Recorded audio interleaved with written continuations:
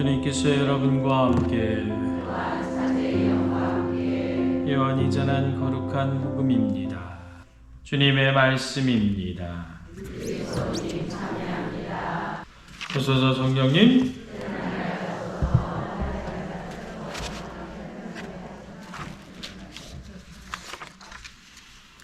오늘 부활 제5주간 목요일입니다. 오늘날의 시대에 있어서 가톨릭 교회가 권위가 있을까요? 없을까요? 예전에만 해도 김수환 추기경님 살아계실 때만 해도 가톨릭 교회의 권위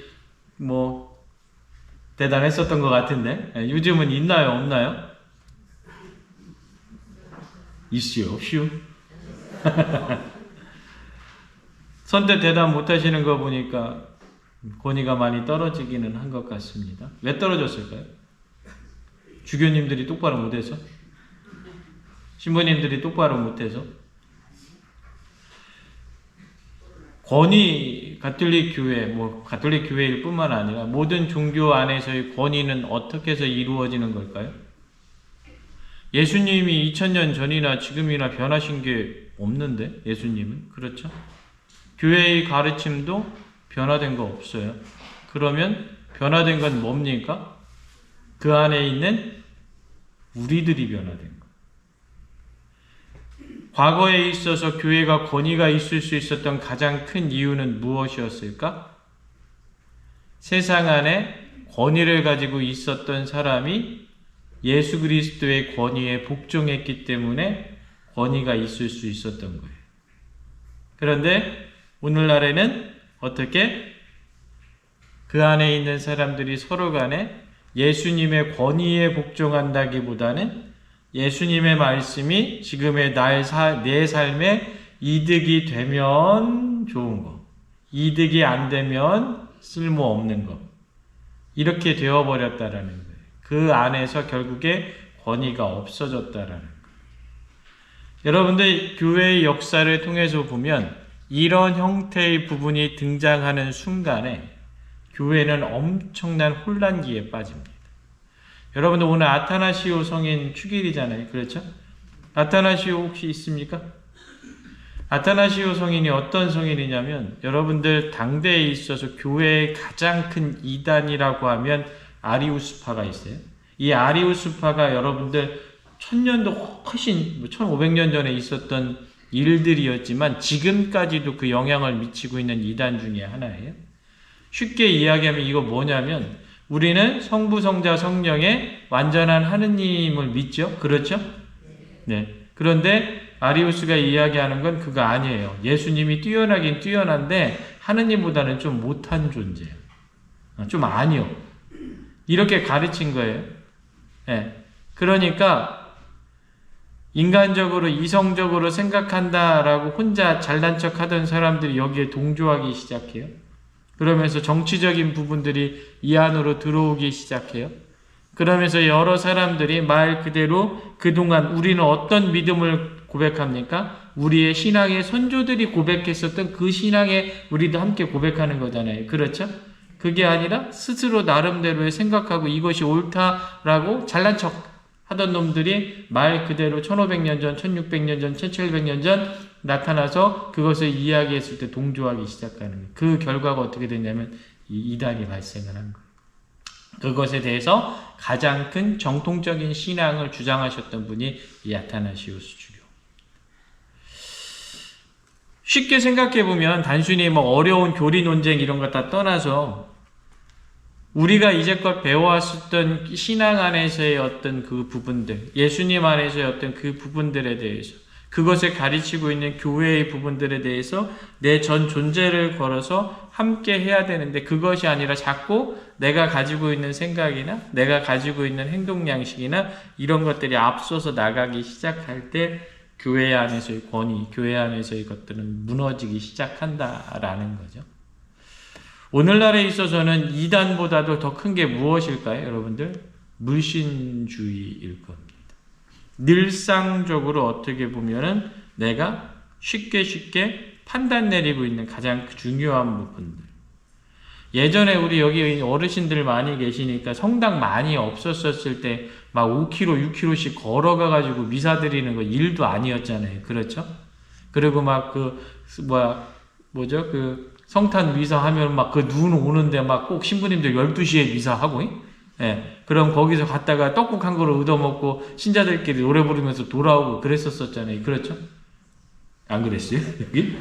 제가 첫 본당신부 나갔던 데가 봉산동 성당인데 거기에 그 다리, 신탄진 그 다리 놓아진 게 1990년대래요. 그 다리 놓아지기 전까지 어디로 다녔냐 물어봤더니 큰 미사라고 그러죠. 큰 미사 때는 대흥동 성당으로 다녔대요. 생각을 해봐. 봉산동 어딘지 아시죠? 옛날 구죽 그 묵마을. 예? 지금은 다 밀어버렸죠? 거기서부터 거기까지 어떻게? 걸어간 거예요. 걸어. 그러면 아침밥 먹고 걸어가기 시작한대요. 아침밥 먹고 걸어가기 시작해서 거기서 하다가 와가지고 성당에서 점심 먹고 하는데 그분들이 한 6, 70명이 남아 있었었거든요. 신앙이 차원이 달라요. 네. 그런데 그분들은 말 그대로 내가 걸어가는 거, 내가 하는 거, 내가 이렇게 해야만 되는 거, 그것에 대해서 계산을 하고 하셨었을까? 아니었었을 것 같아요. 네. 근데 어느 순간부터 우리는 자꾸 교회의 신앙 안으로 계산이 들어오기 시작하고 내가 들어오기 시작하면서 예수님의 부분은 떨어져요. 그것과 똑같이 교회의 권위도 떨어지는 부분들이 생기는 거죠. 오늘날의 이단이 이런 부분들로서 등장하지 않을까 한번 좀 넓혀서 생각을 해봅니다. 그래서 우리가 대단히 좀 주의해야 될 부분이 아니겠는가. 여러분들 오늘 간추린 사회교리 35번째 시간으로 이 시간으로 이제 노동에 관련된 사회교리는 이제 끝을 맺도록 하겠습니다. 오늘날에 들어와서 노동의 가장 큰 변화는 여러분들 한마디로 이야기하면 세계화입니다. 세계화. 엄청나게 정보 전달이 빨라졌죠. 그래서 여러분들 핸드폰 쓰시는데 5G 쓰시죠? 5G? 5G 여러분들 5G가 얼마만큼 대단한 거냐면 이게 잘 되는 것 같지는 않은데 5G 때문에 뭐가 되냐면요. 예를 들어서 건설 현장에서 포크레인을 운전하잖아요. 그러면 대단히 위험한 게 포크레인을 운전할 수 있잖아요. 그럼 사람의 생명이 위협을 받을 수 있잖아요. 거기에 기계를 하나 장착을 해서 여기 사무실에 앉아가지고 이 모니터를 보면서 포크레인을 운전할 수 있게 해주는 가장 기본적인 게 5G가 될 때 가능해요. 스마트 건설 기술이라고 흔히 이야기하는데 내가 너무 자세하게 얘기했나? 네, 이런 부분들까지 될 정도로 엄청나게 발전을 많이 했어요. 그러다 보니까 어떻게 생산성에 관련된 부분들도 대단히 많이 됐죠. 세계화라는 것 자체는 결코 어떤 악하거나 아니면 선하거나 그 부분에 있지 않습니까? 딱 중간 안에 있는데 이 세계화를 통해서 여러 가지 이윤의 발생 그리고 그것에 대해서 집중도의 부분에 따라서 대단히 악하게도 가기도 하고 또 때로는 여러 가지 발전적 측면에서 선한 측면을 나타내기도 합니다.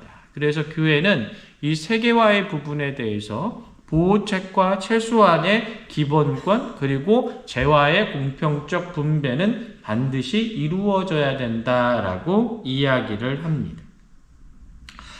윤리적이나 문화적으로 이 세계화 때문에 대단히 여러 가지 형태로 도전을 받고 있는 경우가 있어요. 오늘날에 있어서 선진국이라고 하는 데에서 여러분들 환경오염이 많이 일어나는 것에 대해서 제조업이 일어납니까? 안 일어납니까? 안 일어나요. 그렇죠? 우리나라 망신당한 일 한 번 있죠? 어떻게? 쓰레기 컨테이너에다 넣어가지고 필리핀에 수출했다가 거기서 안 받아가지고 다시 돌아온 일들도 있잖아요. 그렇죠? 우리나라에서. 여러분들 중국의 저 안쪽에 가보면 여러 가지 모든 전자제품, 폐전자제품 그걸 녹여서 재활용을 하는데 얼마만큼 환경 오염이 됩니까? 그런데 그런 것은 어떻게 서구 유럽이나 미국에서 이루어지지 않아요. 중국이나 말 그대로 잘 살지 못하는 빈곤 국가에서 이루어지는 경우들이 많이 있죠.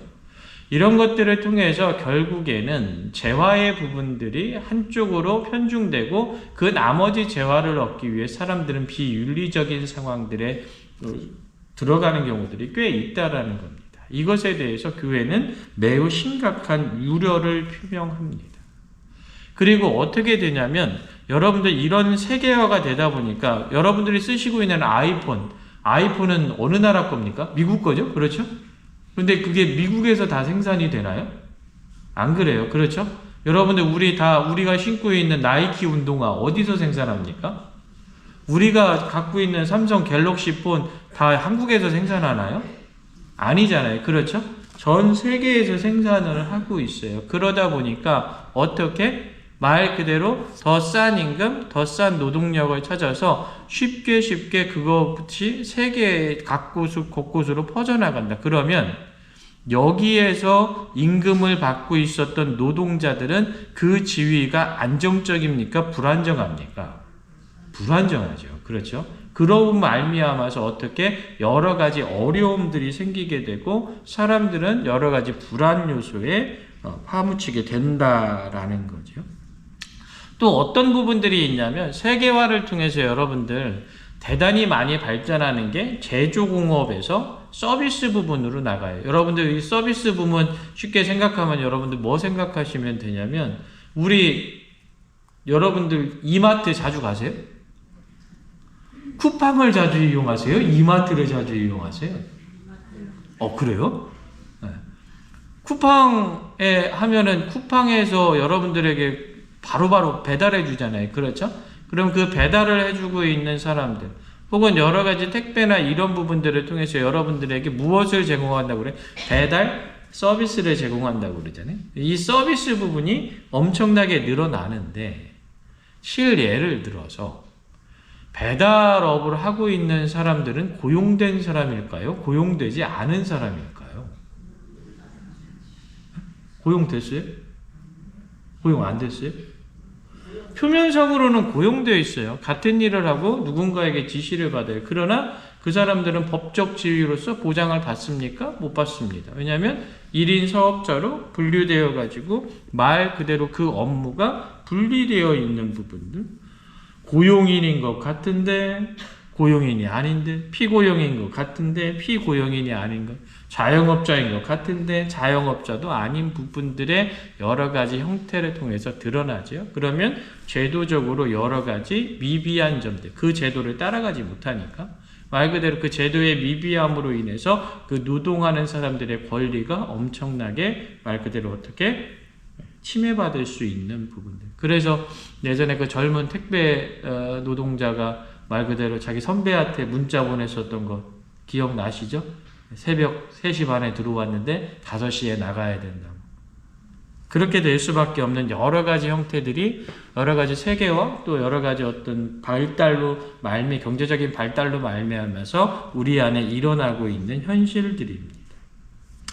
이런 부분들에 대해서 분명 어떻게 보면 세계화라는 것은 말 그대로 대기업에서 여러 가지를 생산하던 것들이 하청으로 가면서 다른 이들에게 일자리를 제공하는 부분들도 있지만 불법 파견이나 불법 하도급, 특허 강탈과 같이 여러 가지 형태로서 더 높은 위험과 책임도 따르고 있다라는 거죠. 특히 아까도 말씀드렸지만 개발도상국으로 가면 갈수록 낮은 임금 수준, 낮은 생활 수준, 그 안에서 최소한의 생계조차 유지하지 못하면서도 그 노동 조건에 말 그대로 어쩔 수 없이 끌려다녀야 되는 노동자들의 모습들이 생겨난다라고 이야기를 하는 겁니다.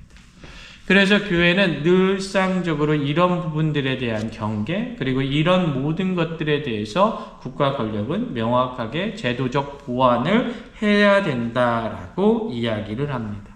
어떠한 경우에 있어서도 노동자들의 존엄은 보호받아야 된다라고 이야기를 합니다. 그래서 인간의 노동이 표현되는 역사적 형태는 변화하지만 노동자들의 양도할 수 없는 인권에 대한 존중으로 요약되는 노동의 조건은 영구불변이다.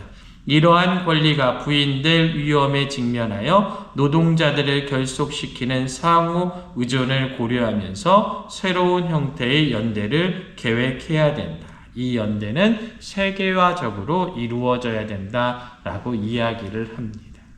결국에 어떻게 보면 우리 안에서 그냥 조그마한 집단끼리 모여서 서로 간에 하던 것이 세계화라는 여러 가지 경제화의 모습을 통해서 이제는 그 연대가 세계적으로 넓어져서 인간의 존엄을 지켜야 된다라고 교회는 이야기를 하는 겁니다. 그러면서 이것에 대한 목적은 딱 하나입니다. 무엇? 인간에 대한 존엄성. 더 정확히 이야기하면 인간의 노동에 관한 올바른 권리를 보장하기 위한 인간의 존엄성입니다. 정리해보면 이렇습니다. 인간 노동의 보편성은 사물의 차원이 아니라 인간의 차원임을 확인하여야 한다. 기술은 세계화의 수단이며 명분일지는 모르나 세계화의 궁극적 목적은 인류 가족의 보편성이다. 특히 전자공학은 노동의 관계적 측면을 전 세계로 확대시키면서 세계화를 가속화시켰다. 이러한 역동성의 궁극적 토대는 노동하는 인간이며 인간은 결코 객관적 요소가 될 수 없는 주관적 요소이다. 그러므로 세계화된 노동 또한 노동의 고유한 관계적 차원의 인간학적 토대에서 비롯되어야 한다. 노동의 세계화가 지니는 부정적인 측면들이 모든 사람에게 열린 가능성을 침해해서는 안 된다. 세계화의 추세 속에서도 모든 사람은 전 세계적이고 서로 연결된 유사한 환경에서 일하면서도 그들이 공통으로 지닌 하나의 소명을 더욱 잘 이해하고 세계적인 차원에서 노동의 인도주의를 표현할 수 있어야 한다. 그리고 그 인도주의를 구현하기 위해 그 연대를 표현할 수 있는 가능성을 늘 생각해야 된다. 라고 마지막에 정리합니다. 한번 좀 우리도 깊게 그리스도인으로서 생각해 보면 좋을 것 같습니다. 뉴스 안에서 여러 가지 형태의 노동에 대해서 쭉 이야기가 나오죠. 그러면 그것에 대해서 내가 판단할 때 다른 것들, 내 상황들, 아니면 내가 속해 있던 어떤 그룹들, 혹은 내가 여러 가지 형태에 있는 여러 가지 것들이 있을 수 있겠죠. 그런 것들은 좀 차치를 하고 가장 중요한 것, 인간의 존엄성을 과연 지킬 수 있는 모습이었던가, 인간이 노동할 수 있는 권리를 가장 올바르게 행할 수 있는 모습이었던가를 먼저 생각해 보는 게 그리스도인다운 판단의 모습이다라는 것 꼭 한번 기억하는 그런 시간들 되시길 부탁드리겠습니다. 잠시 묵상.